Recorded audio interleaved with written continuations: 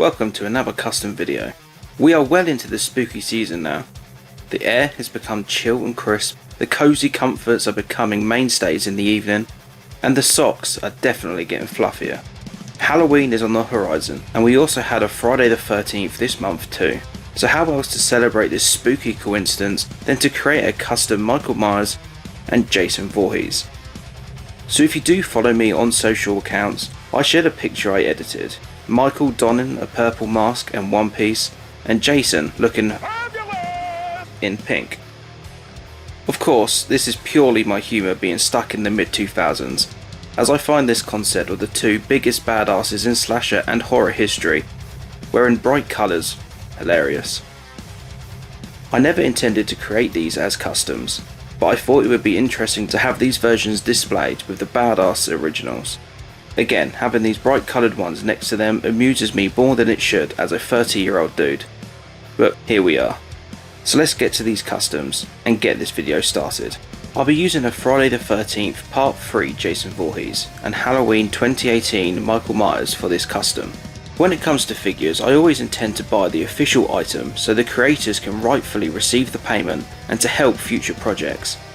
I brought this figure and it was actually a knockoff, so I wasn't best pleased, but as it was intended for this custom, it'll do. This is why buying these figures online is always done at a risk.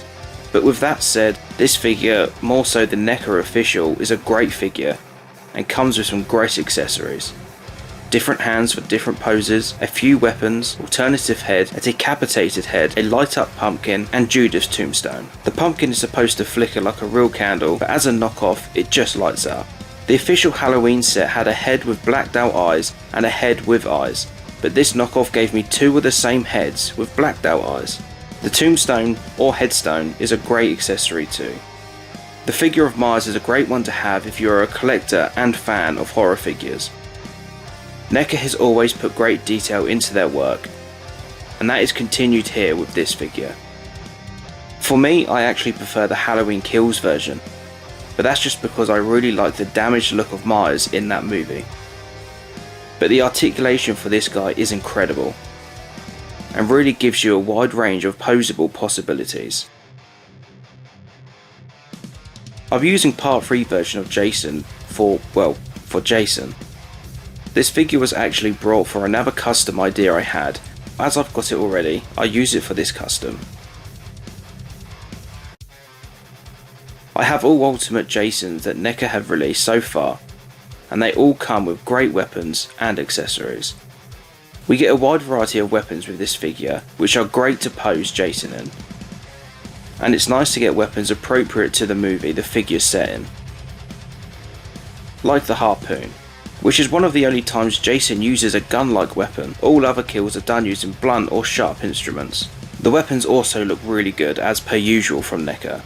We also have an alternative head, a clean head and a bloodied head, based on more towards the end of the movie.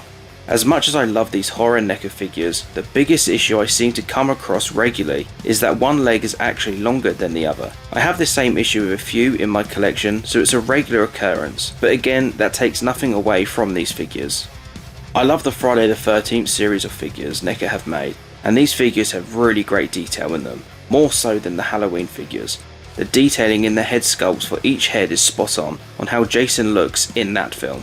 Even though his look changes drastically per movie, the figure captures it brilliantly. These earlier Jasons don't have the same articulation as Michael, but the articulation is still decent enough to pose Jason in some great poses for displays and photos. Now let's get into making these figures.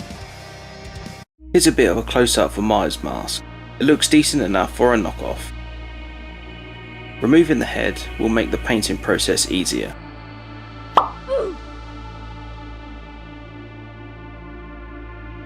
So I need to mix up some paint to get myself a shade of purple that will look good on this mask.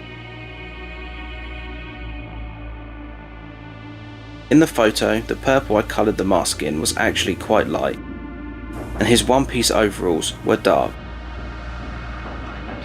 I actually get this mixed up and give him a dark shade purple for his mask and make the suit lighter.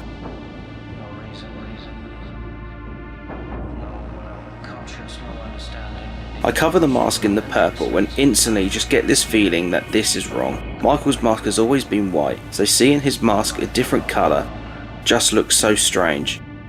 But that's the idea of this custom, right? I make sure not to get any paint on the hair, as that won't be purple. Well, at least not this shade of purple.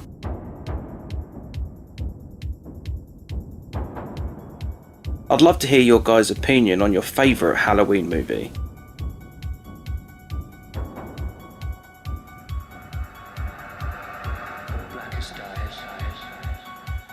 Once the mask has been painted and dried, this is how it looks. It's strange, but weirdly I like it. I paint the hair a shade of purple that had more red in the mix. It kind of looks like a burgundy brown on camera, but in person it just looks like a reddish purple. I start by painting the t-shirt under the suit a dark blue. Hopefully it'll stand out from the purple toned suit that Myers will be wearing. After mixing up a light shade of purple, I make a start on the overalls that Myers wears. On camera, it looks almost similar in tone to the original paint, which is navy blue, but trust me, when it dries it'll be a lot more obvious it's purple. I covered the entire torso, arms and legs in a few layers, making sure to cover all of the colour underneath, so that none showed through, and the paint I used gave me great coverage, so this wasn't too much of a painful process. Once dried, I used a darker purple to go over the folds in the overalls to make it stand out and break up the singular tone. Plus this gives the figure a nice cartoonish look. I do this for the entire figure from collar to boot, making sure all folds are highlighted, or dark lighted, as it is a darker tone, I guess. You know what I mean. And I love the look this gives the figure once finished.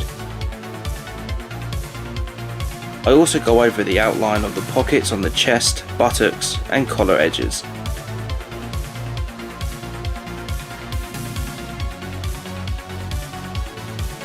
This really gives off the vibes of the 8-bit version figures Neca do. They never did one for Michael though. But I really do enjoy the look this detailing gives off. I cover the shoes in dark pink, and boy did this give me numb flashbacks of my Peach custom. Why oh why did I reuse pink? Pink takes a lot of layers, especially when covering darker colours. Maybe I need to invest in some primer, would make my life even easier when using pink, but I never learn. I do some small highlighting in a light purple, again to break up the solid colour. Looks decent enough. I wasn't too sure if I should leave the pumpkin the way it is or change it up, and seeing as how I have the official one, I thought why not change this pumpkin and make it more in line with the look of Myers.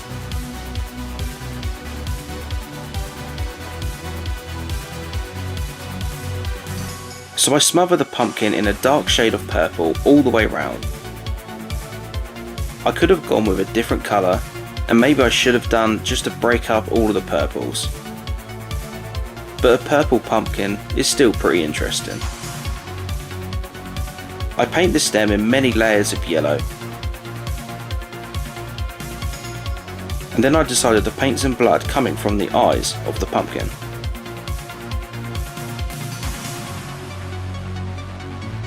Just like with the pumpkin, I have all the official accessories, so again I decided to keep this one in line with Myers. I cover it in a dark blue, which takes a few layers, and I do some highlights over the edges and surface. I also paint up the hammer, handle blue, head is yellow, then I add some blood splatter. I take the hand with the fingers blown off and add some more blood detail to the hand to make it look a little bloodied and realistic, and I do the same for this carved out, decapitated head. The blood detail on this version wasn't very good and looked very faded, so I decided to bloody it up a little more. I also bloody up the variant head, more so to use with other figures in photo shoots where Myers becomes a victim. And this is how Myers looks, minus his hands. Looking accurate to the concept. Next up is the badass of badasses, Jason. And first thing to do is to show off his face that's perfect for radio and remove his iconic mask. Jason is pink in my concept, and goddamn do I hate painting in pink, yet I seem to do it often enough. Jason's mask took many layers to get an even coating, but once I did, it looks really good. Could you imagine this mask being worn in the movies?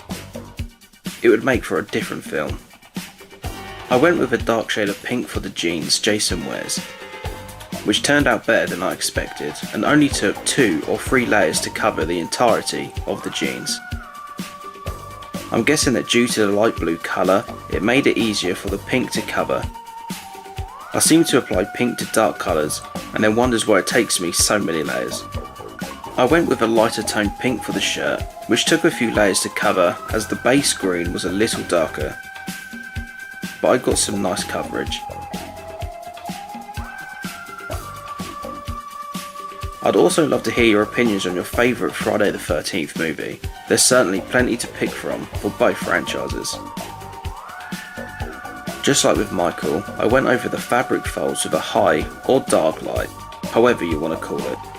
I use a darker tone pink to break up the solid tone and to give the same effect I got with Michael. I do the same all over the shirt and trousers, using a light pink for the bottoms. I painted the axe with 2 shades of pink, the lighter for the head and darker for the handle. And of course, I had to add some blood splatter to the axe. I did the exact same thing with the machete. I prefer these versions to the blue weapons I did for Michael, as they feel like they fit the look of these figures. And here's all the accessories I've done for these figures. And that is these customs finished.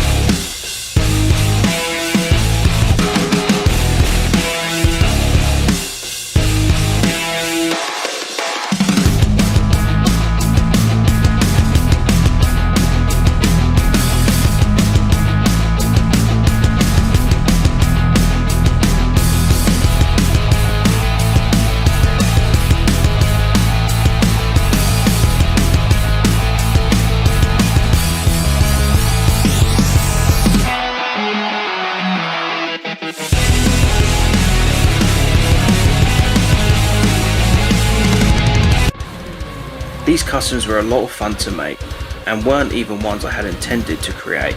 With that said, I'm glad I have these to add to my horror collection. I can't wait to display my Michael and Jason figures next to these 2 vibrant versions of themselves. The 2000s humour in me still gets a chuckle out of it. I have a fun idea I want to attempt involving the box for these figures, so hopefully at some point I'll be able to get that done and share with you guys. I know the bright colours I've done for these customs aren't very spooky, but having done alternative versions of Jason and Michael, I'm hoping it's enough to fulfill that spooky meter. And don't forget the obligatory like, subscribe and follow me on certain social platforms for more behind the scenes info and updates. Once again, thank you for your time. Thank you for your time and thank you for watching my videos. Honestly, I appreciate every view I get. I hope you are all enjoying the spooky season and enjoy the rest of the holiday. And of course, we have Halloween around the corner to look forward to. And keep your eyes peeled, there may be something coming. So thank you once again. And as always, stay safe.